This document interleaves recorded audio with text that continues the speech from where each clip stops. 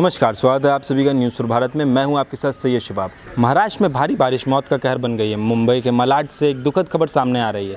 मलाड में एक कंपाउंड के दीवार गिरने से 13 लोगों की मौत हो गई, वहीं 13 लोग गंभीर रूप से घायल हैं। ये सभी लोग पास की झुग्गियों के रहने वाले थे। एनडीआरएफ की टीम मौके पर मौजूद है और रेस्क्यू ऑपरेशन जारी है। अभी ये जानकारी नहीं मिल पाई है कि मरने वाले लोग मजदूर थे या पहले से वहां पर रह रहे थे।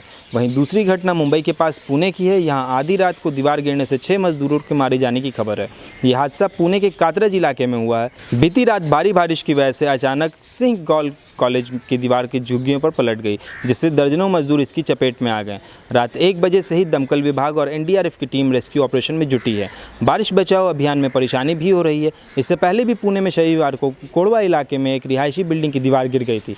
इस घटना में 15 मजदूर की मौत हो गई थी। बारिश की वजह से हादसों में मारे गए लोगों के परिजनों को 5 लाख रुपए मुआवजा देने का ऐलान किया गया है। सीएम फडणवीस ने घायलों को जल्द ठीक होने की उम्मीद भी जताई है। खबरों में बने रहने के लिए देखते रहिए न्यूज़ फॉर भारत। धन्यवाद।